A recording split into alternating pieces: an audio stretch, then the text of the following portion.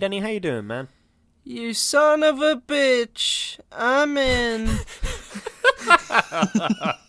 Well, this is a heist film, so I suppose that's earned. Okay, let's get our cards on the table.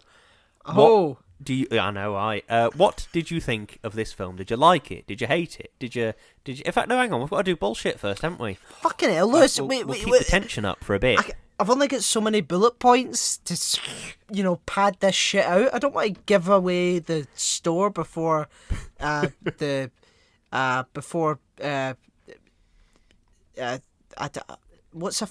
know. You don't want to sell a chicken when you could sell eggs. Fucking there you go. That's why you live in the Staffordshire Moorlands, and we've all got chickens. Yep. You're full of all these country metaphors.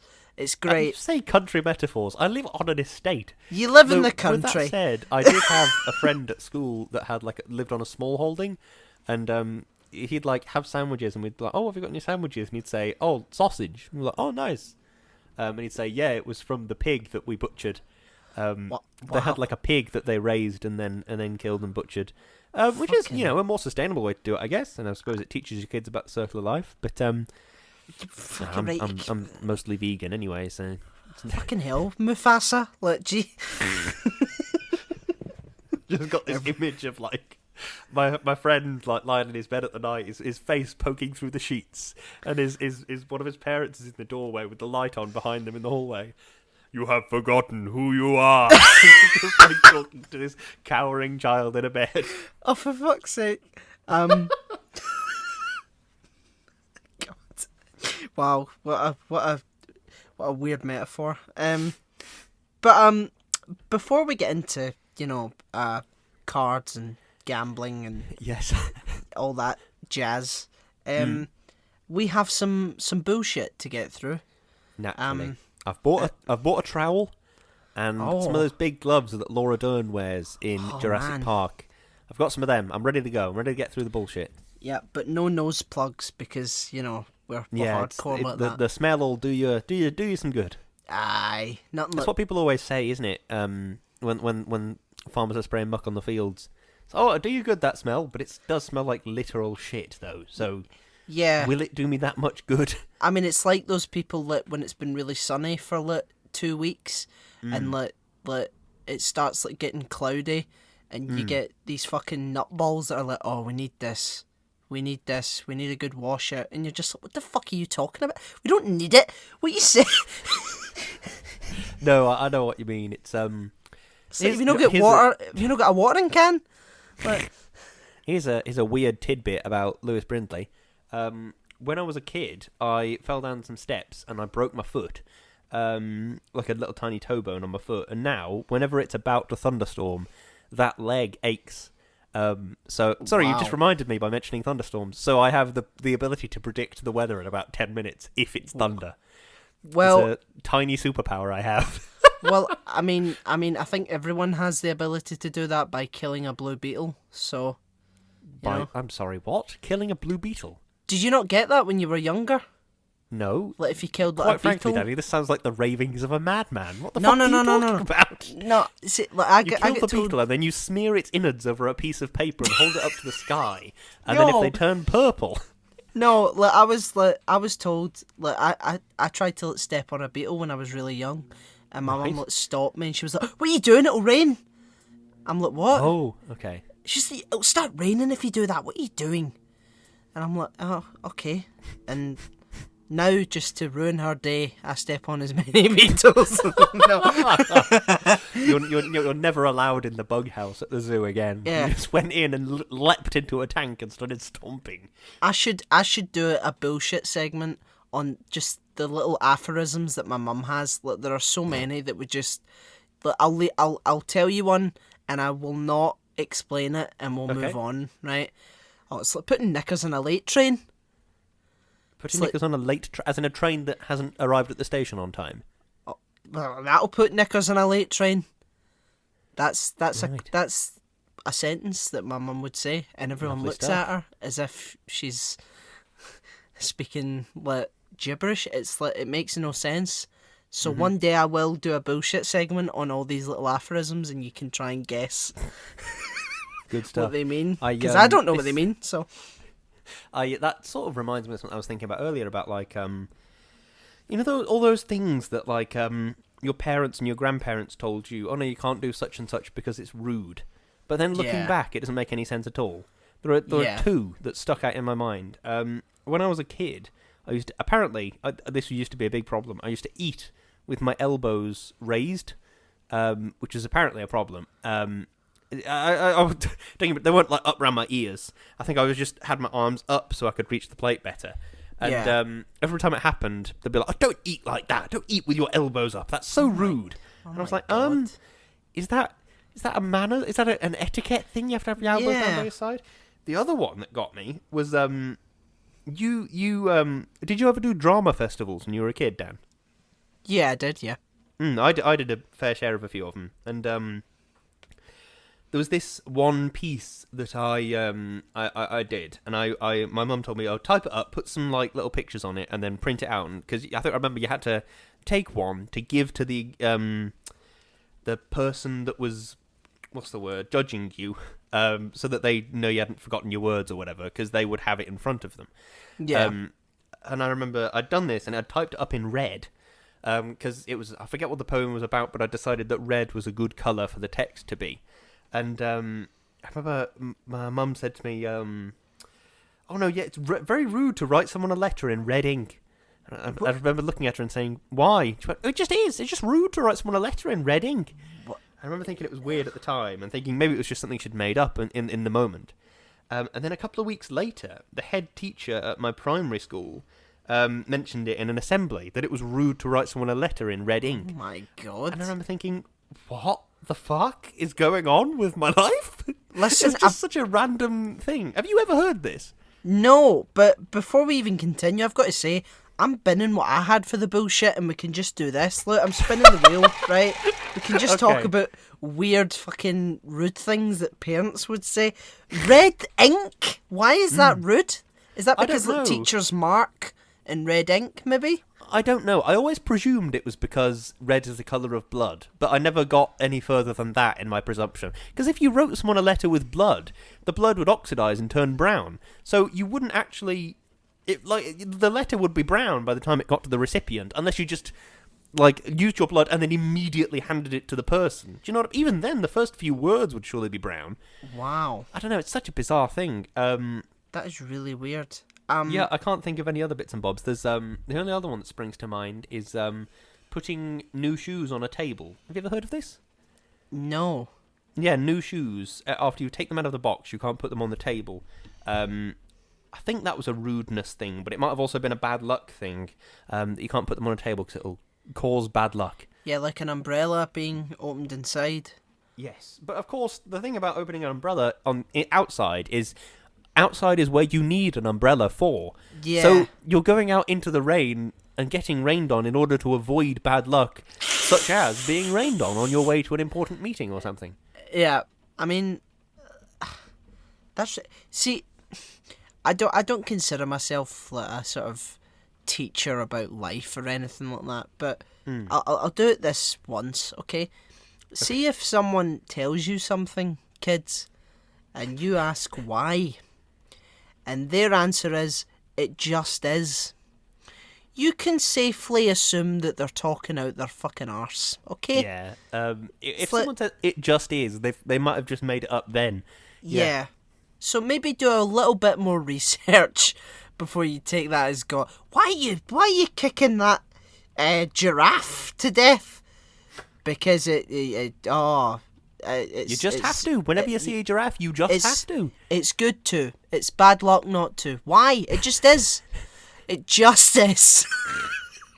Fuck. I used to let's see if you were ever just little things like if you were speaking to if I was speaking to my dad and I said she said she wants you to sit at the table, my mum would then shout, "Who's she? The cat's mother?" Yes, like that was another one. Yeah, or like if I was fighting with my brother, she would say, "Oh, it'll all end in tears. It'll all end in tears," like that. or As if you don't know, because that's the entire point of fighting with your brother. Is that you know it will end in tears, but you're betting on the fact that it'll be the other one's tears. Yeah. Or if there was someone in my school that she didn't like, she would say, oh, I bought apples off your cart before. Like that. As if, and I'm like, what? Why are you bringing up apples? What? She's like, oh, you know, he's a bad apple salesman. Like, just weird little, just weird things like that. Just like are passed on. It's weird. Did your parents get very big on saying twice instead of 2 times? No. It was like a military campaign in my house of like, if in your life you ever said, oh, such and such did something 2 times, or this happened 2 times, it'd be, no, twice. It happened twice. Oh. The same happened for left and right. Even to this day, I have trouble telling which way is left and right. I have to think about it for a moment before I figure out which way is left and which way is right. Yeah. So I'd say, yeah, it was on that side, and I'd gesture. And they say, so it was on the left. And I go, yes. That's the way I pointed. But, you know. Yeah. I mean, I didn't get that. I used to get it's and I rather than and me, if you know what I mean. That annoys me, because sometimes it is and me. Yeah. But people don't ever believe you. Yeah, but I've really internalized it. I've internalized it so much that now I correct them, even though I don't even know when I should be correcting them, and I'm sure I've corrected you on a number of occasions, and you're just probably like, no, you could use and me, and I'm like, no, you can't. you can't. The best thing to do is to always correct somebody to whom when they say who, because nobody really knows how that works. Or to put a semicolon on something. If somebody hands you something that they say, can you just read through this, make sure it's all right? Just say, yeah, you could put a semicolon here, and they will, because nobody knows how semicolons work. It's all just some big scheme by big ink to get you to write a little bit more. Oh, fucking bastards! It reminds me of that episode of Would I Lie to You, where Lee's talking about some guy, and it's like David's like, whom did you give it to? Whom? And he's like, I'm not saying that if you say whom. And it's like, who did you say? David Tennant. What? You asked David Tennant, or my friend, as I know him, Dr. Whom. Yeah. Tom Baker. Right, yeah. I think I've got one more absurdly militaristic thing from my childhood that I will briefly bring up before because I want to hear whatever we've got for the bullshit this week. I'm enjoying it. Go on then. Were your parents very intense about times tables? No. It was very intense in my house. Oh God. It was bizarre. I had like a printed off list of all of the times tables to 12 times 12 that I kept in my bedroom. I think school had given it to me, or perhaps one of my parents had printed it off. I can't remember. But yeah, it was like printed off in my bedroom. And the idea was that I would sit at my desk and it would help me while I was doing homework. And it did help, which was quite nice. But they were very intense over the fact that I should memorize them. So my mother especially, so I'd be like at my most relaxed in the evening. I'd be like, this was when I was like at primary school or something. So I'd be like playing with Lego, or I'd be I don't know, doing some colouring in or something. And then completely out of nowhere, she'd be like, what's 7 times 6? And I'd be like, oh my God! And I would have no idea what 7 times 6 is. Even now, I have no idea what 7 times 6 is without actually counting. So I would be like, just like suddenly leap out of my skin and just be like, it's 38! And she'd go, no, it's not 38! It's like it was very intense. It's 42, isn't it? I don't fucking know. I think it is. What did I say? 6 times 7? Yeah. 42? Yes, 42, according to the calculator on my computer. See, that's the handy thing. Everywhere I go, I have a calculator. So, who gives a fuck? I never had anything like that. I mean, I did have... it has nothing to do with what we're talking about, but I once got 5 demerits in school, and my parents were very upset with me, but not really, because it's fuck all. It's like just getting told off 5 times over the course of 8 months. And they were like, oh, Daniel, oh dear. And we were out one day, and my parents saw this this homeless man. Right. And then they said, bet you get 5 demerits in school. And I was like, God. oh my God. And they, so you can't say that. That's horrible. So, they sort of tried to, that show Scared Straight? They tried to scare you straight, yeah. They tried to scare me straight, and it didn't work, because I was like, there is no way that is the reason that this poor man is suffering like this. Oh, Christ. Should make a film about that with 5 demerits. Or demerit, just call it demerit, and 5 demerits ruined this guy's life. That's dreadful. What's that thing? In the US, they apparently, like in schools, they have this thing called a permanent record. The idea is that, like, in the schools, it's like an open secret, really, that your permanent record, it sort of stops when you leave high school. So the idea is that they tell young students, oh, such and such bad comment will be going on your permanent record. And the kid goes, oh my God, this will be permanent forever until the day I die. People will be denying me things because I chewed gum in the back of my geography class. Of course, this is not the case. Yeah. But the idea is that it's just like a lie they tell the students to keep them in line. It's very weird. Yeah, I don't know what system you had, but we had the merit and demerit system. We had... Oh, sorry, go on. It was utter bullshit. It was like, okay. you rack up enough merits at the end of the year and you get to go to Alton Towers, right?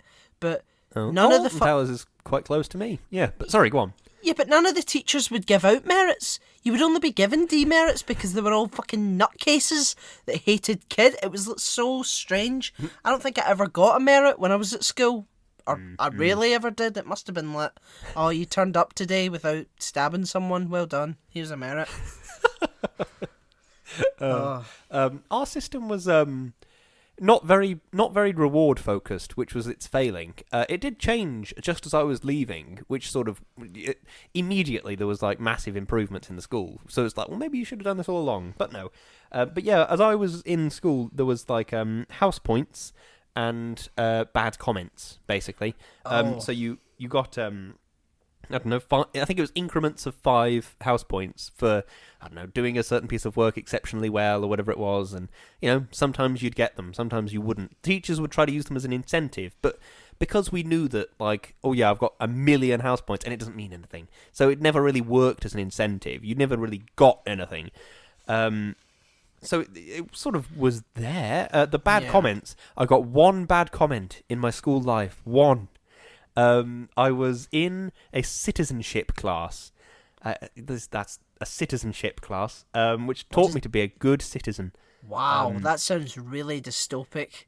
It was the worst class. My first, because I had 3 years of it. My first year was taught by a design technology teacher. My second year a maths teacher, and my third year a PE teacher. Yeah. And then I sat a GCSE in it and got a B. It was a pointless subject. It's like it's supposed to teach you things about how society works, like how a motion in the House of Commons becomes a law and all this sort of stuff. Oh, I it see. didn't. It was just kind of useless. Yeah.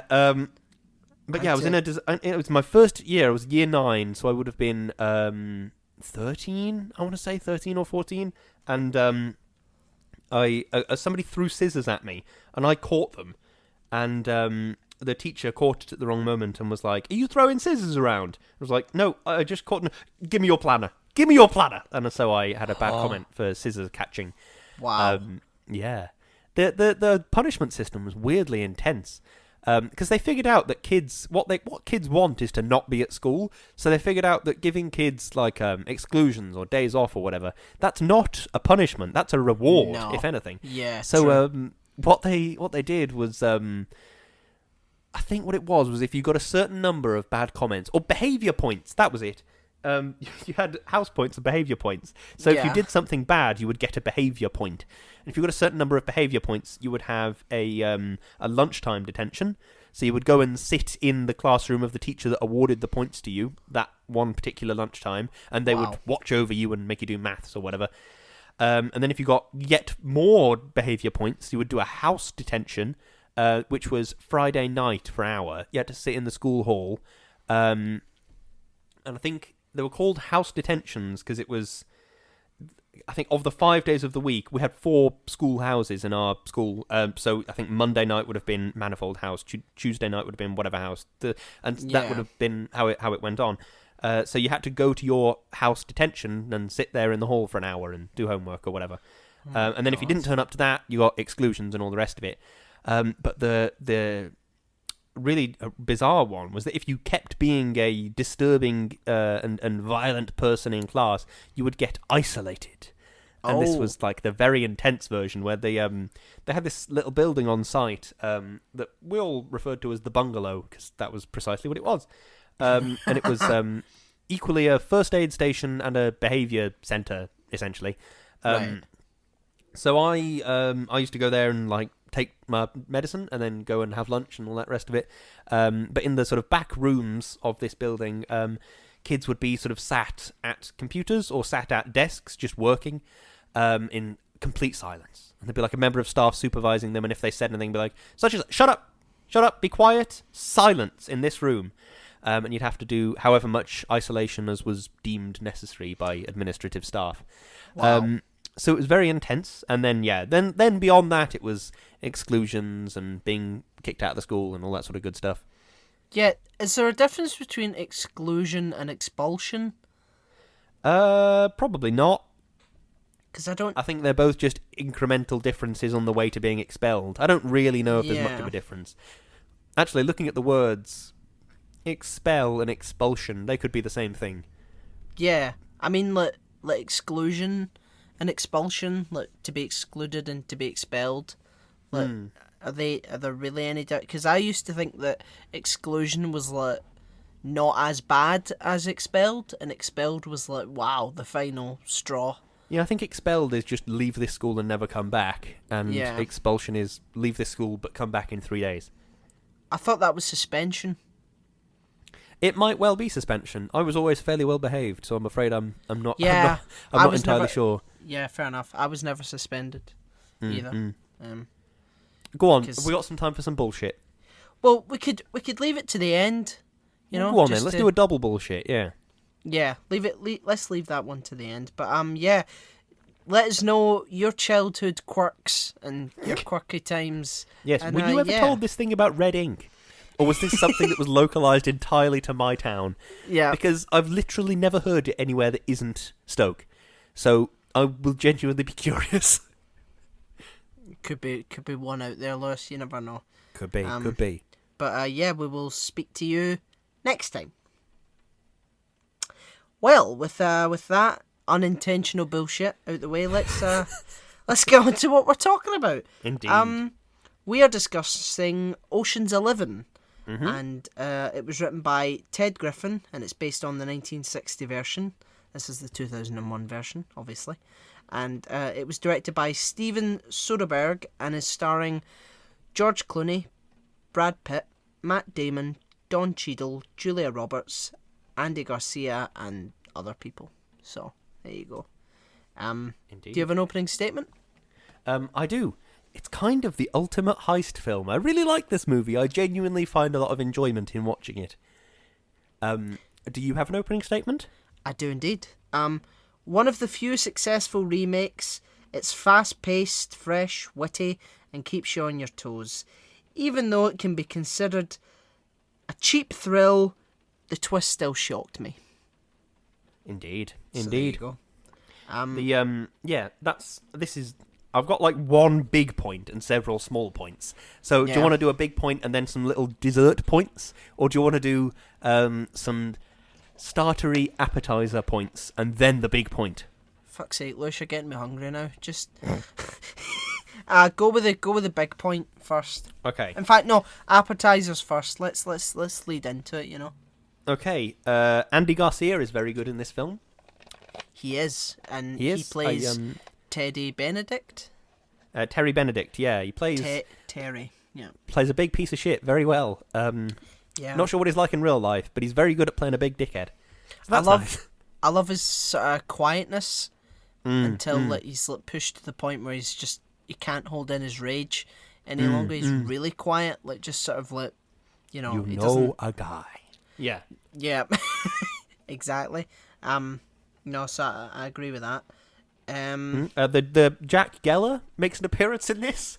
I don't know the actor's name. I'm dreadfully sorry to say. Jack Geller. The guy who plays Ruben? Yes, Elliot Gould. Elliot Gould, yeah. Yeah, he's very good in this. I enjoy Elliot Gould. Yep, I also enjoy him. That's another small point. We're getting there through the appetizers. We're pacing it through very rapidly. I've got one. Ooh, go on. Let's have an appetizer. Don Cheadle's accent is fucking shocking. Ooh, yum yum yum yum yum yum yum yum. That was a tasty appetizer. Yes, it is. It is a terrible accent. This movie has some failings. Don Cheadle's accent. That's another note that I've got. Yeah. Don Cheadle is not credited for this film. He wanted to be top billing with George Clooney, Brad Pitt, all the rest of them, but they refused him. They said he hasn't got a big enough role in the film, and he said, "Don't credit me at all. Then don't put me on the credits. Don't say I'm in it." Wow. That is shocking. Obviously, like now, Don Cheadle is like one of the most prolific actors in Hollywood. But like, was he big in the back 90s? Then? Did he do a lot back then? Should we have a look? Don Cheadle, IMDb. Come on, wakey.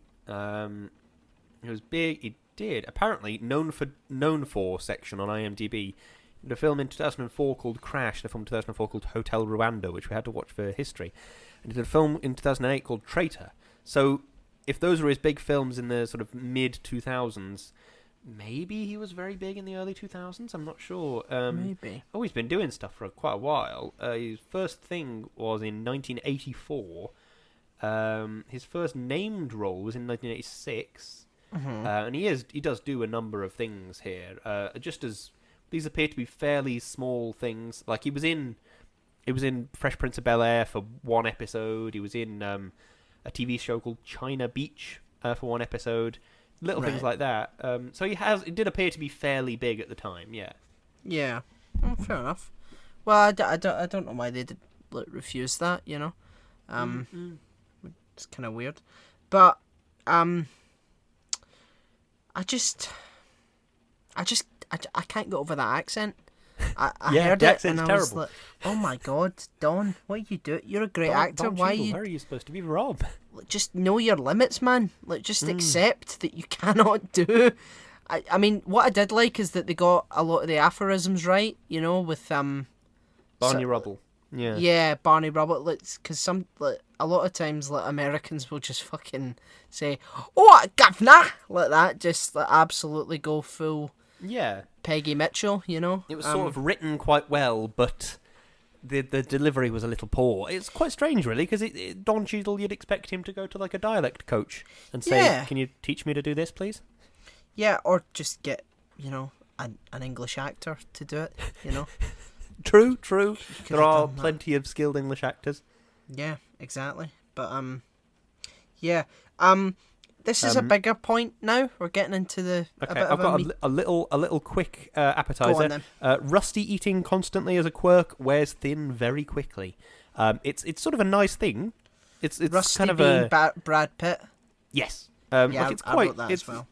Yeah, it's a nice thing to have as a character trait, I suppose, but it wears thin very quickly. Like, it frustrated me in Death Note when what's his face was like eating constantly, and it's like, oh, look how weirdly he's eating. Isn't that weird? Yeah. It's like you're just trying to give Brad Pitt's character some sort of contextual character building through the way he eats constantly, and it's like, yeah, all right, but it doesn't really work because he doesn't. It's not a big enough. We don't see him talk about it ever. It's a bit of a weird. It's like it doesn't quite gel with the rest of his character. I'm not 100% on it. It's really. just a quirky thing that they, just wanted to. Because I think they were trying to make like every character distinct from one another. So, Don Cheadle. Let's make him English. The old guy. Well, he's old, so that's fine. The twins. They have a twin sibling rivalry. Two brothers in a van. Two brothers, and then the tornado came. And a Mexican armada shows up. It was Amazonian grandmas. Was that it? Old women are coming, and what do you do then? They're gonna cross attack the lions, or a meteor hits. Oh, but the two brothers, they have a strong bond. Yeah. So, I mean, I think it's because, it's 11 characters that they need to sort of introduce. And it's a lot of moving pieces, isn't it? Yeah. I mean, they did it better than The Hobbit. I have not seen The Hobbit, but I am aware of it by its poor reputation. Yeah, it's a trilogy with Yes, made out of a 200-page kids book or something, isn't it? Yeah, with 13 characters, really. 13 dwarves and a hobbit and a wizard, but you already know who the hobbit and the wizard are. So you've got this monumental task. Oh wait, it's not that monumental, because you've got 3 fucking 3-hour films to develop these people, and yet they kill one. I think his name was Feely in it, and you're just like, oh no, not that one. Like, I just did not care. I was so uninterested. And then Richard Armitage dies, so you care about that because you know who Richard Armitage is. You know what I mean? Do I know who Richard Armitage is? You would know him if you saw him. Armitage. Maybe I know this guy. The Hobbit, North and South, The Hobbit 2 and The Hobbit 3. That's really helpful, Google. Thanks. Yeah. He was in Captain America. Okay. He was in the Ocean's 11 remake called Ocean's 8. What a bad film that was. I never saw it. Was it particularly terrible? But the problem is that they essentially just copied the plot of this film. Oh, right. Debbie Ocean gets out of prison and forms a crew to steal money. It's like Danny's in prison in this, and then he gets out, and it's Danny's sister that was never mentioned and just comes out of nowhere. Okay. So I mean, just what can you not just do something else, do something a bit different, Yeah, no, it's this is something I always think is, if you're gonna remake a film, remake a crap one. Yeah. Remake a film that had a lot of potential but just fell short in delivery. Because you can look at it and you can trim the fat, you can change bits and bobs of shots, you can make a better version of what was already an okay film. Do you know what I mean? Yeah. Can you imagine what it'd be like if somebody with a skilled director, a skilled cinematographer, all took up Batman v Superman, and they said, okay, this film it had a lot of good elements in it, it had some good bones, but there was quite a few things where it just fell short. How can we trim the unnecessary parts, make it better? And then they filmed and released a really good film. Wouldn't that be better than, this is a classic film that everybody loves, let's remake it, but it's going to be a pile of garbage? Do you know what I mean? Absolutely. And it's interesting that you bring up Batman v Superman, because this is one of my bigger points that I would like to segue into quite smoothly. Okay. This film is what Suicide Squad should have been. Which Suicide Squad are you talking about? Because I've only seen one of them. Well, I'm talking about the 2016 version, because That's the one I've seen. Yeah. So know, it's similar, sort of, in the way that it's set up. There's there's all these character intros, like we have here, and they then team up together to, do something big, right? Obviously, they don't steal; they stop a massive fucking sky beam. Stop a space laser. Yep. Yeah, exactly. So I mean, but imagine that they sort of just kept it really fast paced, rather than having big stakes and it's an alien thing, an ancient Egyptian god or something. Imagine they kept it really sort of small. The Sort thing of is, it could have even stakes. been a heist. You know that thing in that thing right at the start in the meeting where David Harbour's there and Viola Davis is there, and she's trying to convince everybody that the Suicide Squad is a good idea. So she says, this is the Enchantress, she can steal things. And then she goes and steals a document from Tehran's secret filing cabinet or whatever, and then pops back. And it goes, wow, that's really good. Wouldn't it have been a better film to have watched a team of sort of anti-heroes actually go to Tehran and steal a document? Wouldn't that have been a more interesting film? It could have been about a theft.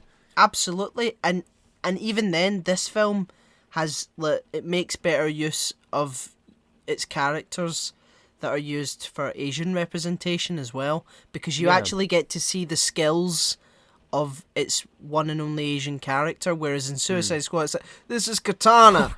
Her sword traps the souls of its victims. That is perhaps my favourite moment of any cinema ever, because it's so shit. Look, we It's get- oh my god, we've got to crowbar in this lady. And they just jam the crowbar into a scene where it should be everybody's really tense. They're just about to get on the plane and go on this big mission. They might not survive. They might not come back. Even Yeah. if they do come back, and even if they do survive, they might just go back to prison. They might just get killed. This is Katana. Her sword traps the souls of its victims. Are we going to address the fact that people have souls? No, we're not. We're just steamrolling right past it. Yeah, Oh god, what a but garbage we film get that was. to see, his abilities. We get to see him do like acrobatic stuff, and it's really tense when he has to jump backwards to like get onto the what do you sort call of it? safe Shelf. deposit box thing. Yeah. And they set that up before, and he does it right, and you're like, oh, he's not going to do it right this time. And it's like, actually, he's, he does something rather. Whereas Katana, I think, has about 2 fucking lines, and says and does nothing else throughout the entire film.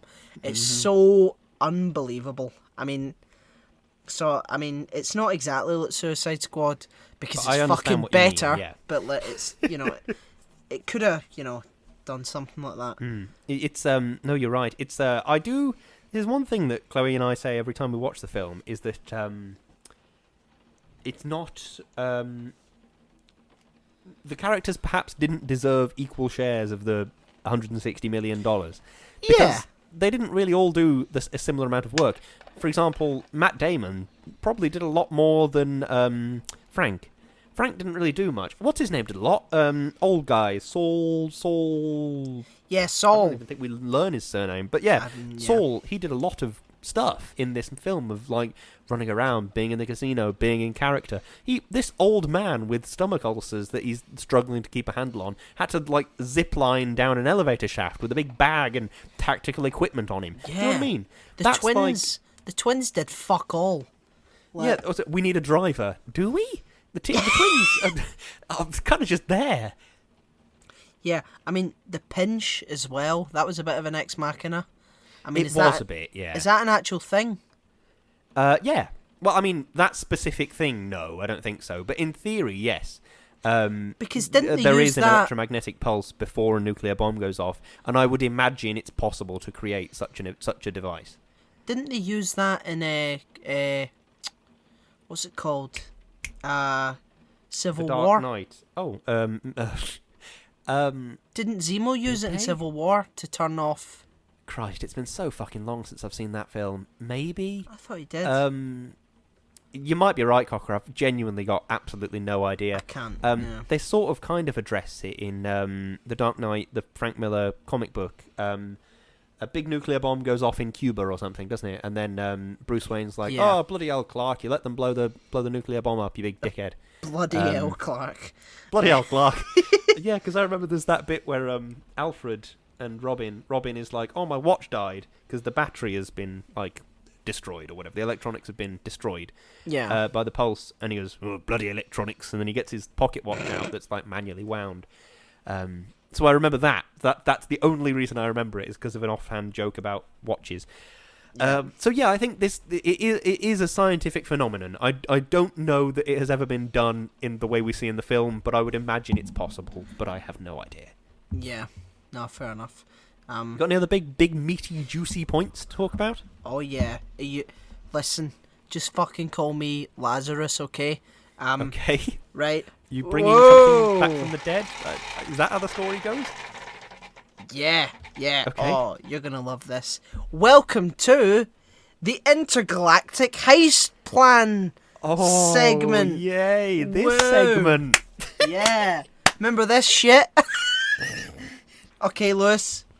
Okay, how many people do I have to pick to plan a heist with? Let's say 5 because we don't have a lot of 5, time. okay. Right. Okay, so what you robbing? What's your crew? And what's the plan? Okay. So we're gonna rob a It has to be a difficult thing. Because if I say, "Oh, we're gonna rob candy from a baby in a park," Yeah, we're gonna rob a KFC. Yeah, we're gonna rob the crown jewels, and I want 4 Hulks and Falcon from Falcon and the Winter Soldier, and the 4 Hulks will just sort of smash their way through the Tower of London so that it's a direct line of sight to the sky, and then Falcon can just go whoosh, and just scoop out. I don't think I really thought that through. What about you? What would your heist plan be? Let me think. I would be robbing. I can rob anything. Yeah.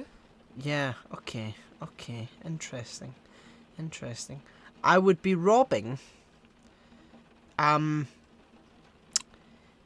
The what's it called? Give me some context clues. Yeah, no, I'm just sort of saying. Oh, what's it called? Oh, that thing that only I know that I'm thinking about, and I'm expected everyone else to get what the fuck I'm talking about. I don't know. No, yeah, that's my answer. Yeah. Yeah. Do you know? I would like to see a film about a heist film, a good heist film, where they rob like something really obscure, but it belongs to someone like really famous. Matrimonial head masks. Or Kanye West's left sock, or something like that. Okay. Like something really obscure, and so much effort is put into the film, and you don't know what they're going to rob, and then they find out that it's like a sock at the end, and then it's a big setup like that. That would be kind of cool. I get that. I think yeah, I do get it. I don't. Another good example of sort of narrative ambiguity would be having a spy film where you don't know who the spy is. I've seen this thrown around a bit online, of because no matter who they pick for the next James Bond, which I think has come and gone now, but at the time it was a thing. It was who's going to be the next James Bond? Yeah. I don't know who they picked. I quite frankly, I have not been interested in James Bond for many years. No. But yeah, they said, why don't they just make a James Bond film in which you don't know who James Bond is? It could be any of the people on this train, in this hotel, whatever it might be, because the entire point is that he's a secret agent, so you don't know who he is. Yeah. So, do you know what I mean? Why not just do it that way? And then at the end of the film, you're like, oh, it was Jessica Chastain was Bond all along. Then you know. Yeah. Whereas it's more like a code rather than like an actual name of a person. Yeah, like a title rather than what Harriet Jones says to the doctor. What about my doctor? Or is it a title that's just passed on? Oh, I've got it. I would steal the Mona Lisa, and from the Louvre. Yeah, I want Stuart Little. I want Sandman from Batman. Oh, from Batman? No, wait, Clayface. That's who I want. Clayface from Batman. I think I only know Clayface from the Lego Batman games. Yeah, well, in the comics he can do a lot of shit. And I want Ant-Man, and I want Dr. Manhattan. No, I want who do I want? I want Mantis from Kung Fu Panda. Okay. Mantis. So. Oh yeah, she's good. He's good. Seth Rogen. Kung Fu Panda. Yeah, I was going to say. I thought you. Did you think I meant from Guardians of the Galaxy? Yeah, I did. No, I need really small people, because here's the plan. We break in through a window. Well, I don't. I'll be outside because I'm too big. And all three of them sort of break in, and Clayface, because he's made of clay, can just sort of turn into clay and just go into the hole and just get out as needed, right? And they get the Mona Lisa, kick it out of a window, and they're so small that they can't really be seen. Kick it out of a window. Yep. I catch it because I'm that good at catching stuff, and Clayface turns into the Mona Lisa, and the broken becomes window. the Mona Lisa then forever. Yep, and the broken window, and until the coast is clear, we break the window again anyway and run away. Perfect. So Perfect. there you go. I can think of not a single flaw with that. I think I'm going to come with a meaty film, a meaty point now. Yeah, go on. Right. Here's the thing that makes crap heist films crap, is when the twist is a character you've never met coming in and saying, oh, by the way, here is a solution to all of the problems that everybody is having in this film. I've been working on it the whole time, and you didn't know because you're a big piece of shit. That's what Sherlock does. This is from H. Bomber Guy's video, naturally, where he's like, oh no, I've got a mate at the Home Office. He solved this crime for me, and now I've got all of the documents here in my hand. And you go, oh, well, I was kind of hoping to solve the crime on my own. Yeah. But this film you can kind of see the twist coming if you're completely massively paying attention. You can hear it's Livingston's voice on the emergency response on the phone. You can hear it's Rusty's voice on the radio for the SWAT team. Most heist films, I've got written down here. Most heist films deliberately make up a twist you could not predict. This film twists, but it's one you could get if you're paying extremely close attention. Yeah. Don't get me wrong, you'd struggle, but if you will, I can imagine if your lights are down in the cinema, you're really paying attention, you might be able to piece it together. Yeah, definitely. That's why I like this twist, because twists that come out of nowhere are just cheap, and you just feel that cheated. Like, well, how the fuck was I supposed? But like, if they leave clues, and it's like hinted, and then you go, oh yeah, like that. Like, it's so much more engaging. Whereas like, if someone just comes in and said, yes, I've solved this crime, and it's just like, well, what the fuck am I watching it for? No, I completely agree with that. The twist is very, very good, and it's very well done. And it's amazing because he's on the phone before the SWAT team shows up. So we even get a chance to hear his voice before we hear it again when he's, the SWAT guy. And because it's so cleverly filmed, it's focused on Benedict the entire time, and the SWAT team are in the peripheral. It's like all we're focusing on is his reaction. And that's sort of followed on from Benedict being bigged up to be this big ruthless guy, and we're like, oh shit, how's he going to react here? So it's it's very sort of well executed. It's like puzzle pieces coming together. But who is your favourite out of the 11?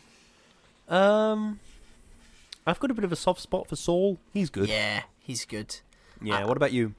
I was going to say Saul as well. I really like the fact that he's like, even if we get past the cameras, we're just supposed to walk out with all that money? Yeah. Yeah. Oh. Yeah. Okay, sure. No, I like that. There's an endearing sort of element to his character that I quite like. I know exactly what you mean, yeah. Have you got any other big questions? Yeah, the film does that thing that I really hate where it spans one conversation over multiple locations as if they haven't had time to discuss what it's like, tell me, and then they cut to a restaurant. I want to rob a casino. It's like, come on, Jesus Christ. You waited all that time, you stayed in silence in the taxi. You're talking to the taxi driver about, you having a good night, mate? Any business? Do you know what I mean? Ridiculous.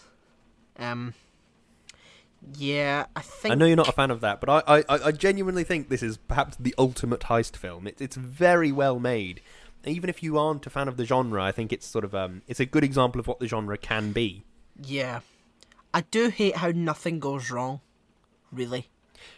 Things do go wrong, though. Yeah, but not really. I mean, it's really... I mean, they keep you in suspense, but nothing goes drastically wrong. I mean, they get away with it scot-free. There's not any casualties whatsoever, which is kind of annoying. But I suppose that just goes to show all the planning they've put into it. And yeah, true. I'll give them that. I do like this film. I watched it with my girlfriend, and we were having a blast. So can't fault it. So good to hear. Yeah, it's funny because it's on Netflix, and and I didn't realise it. I thought I was going to have to download it from somewhere, and then I saw it on Netflix. She was like, oh my god, you're doing that for the podcast, let's watch it. And I was like, oh, okay. But I enjoyed it. It was good. Yeah, so... have you got anything else to say, or should we go to closing statements?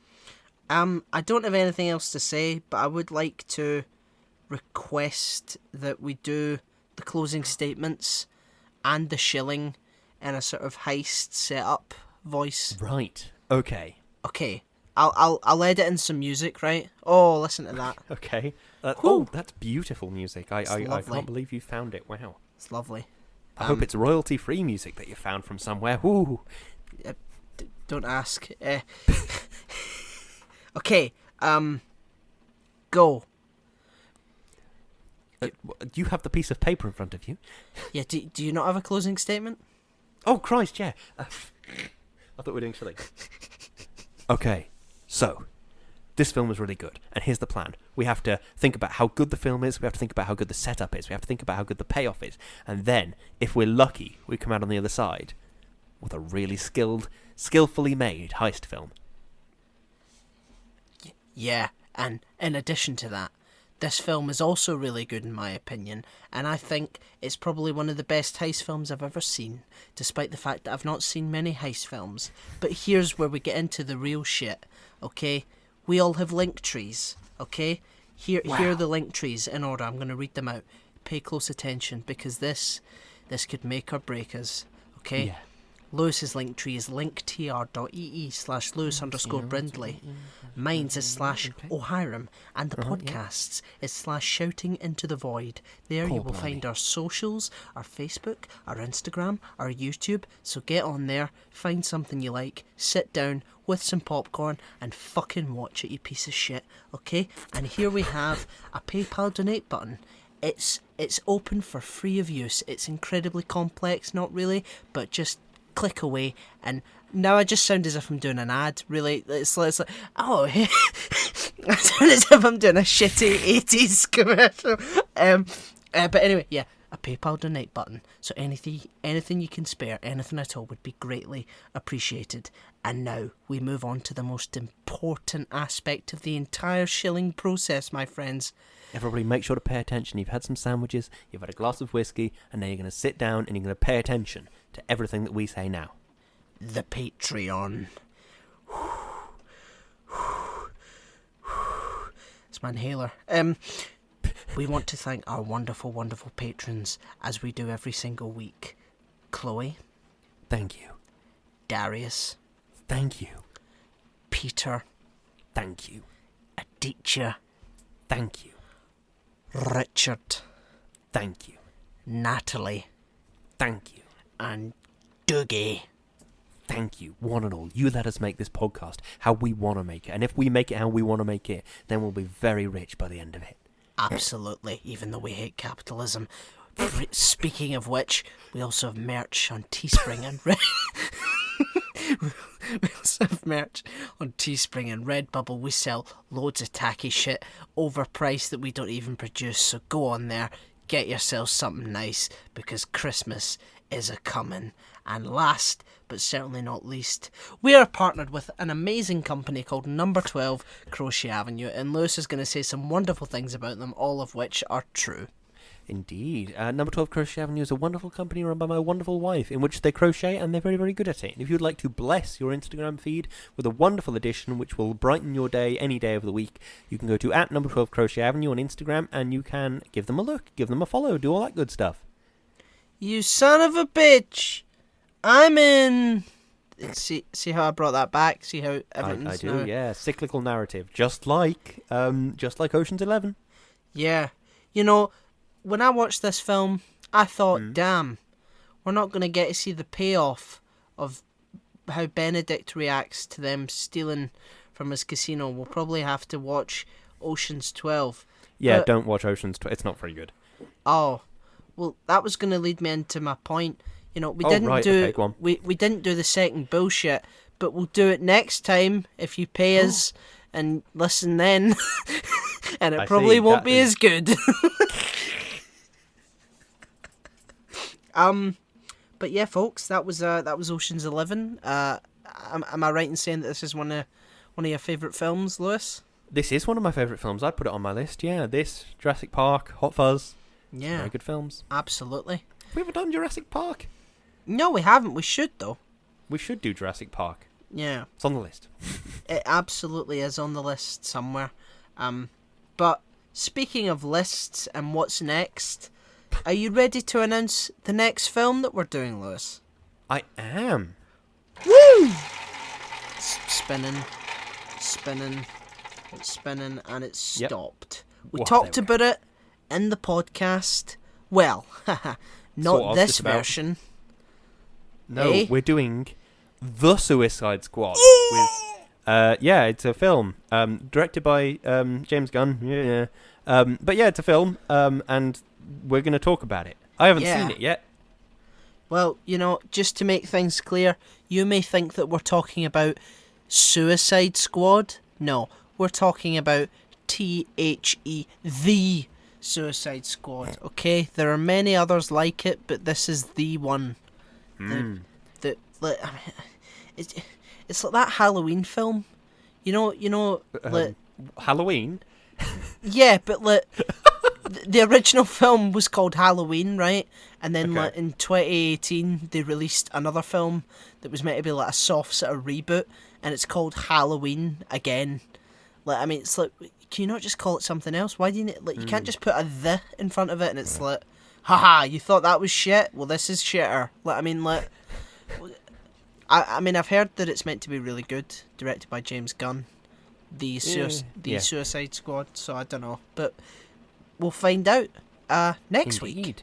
Well, maybe not next week because we're going to be taking a bit of a break, but we'll find out eventually. We'll find shit. Yeah, because we're taking a bit of a real life break from podcasting. There will be a cheeky video that we'll be releasing on the YouTube channel in the little interim, which you will of course be able to watch and enjoy to your heart's content. But we'll be back with The Suicide Squad, probably the 5th of whatever the next month is, September. September, yeah, that'll probably be when we're back. So it's listening to ultimately inferior podcasts till then, and we will see you, hear you, smell you, recruit you for a heist film, and not a heist, just a heist film. Just a heist, yeah. Next time. Indeed we will. Thank you very much for listening. Goodbye. Goodbye.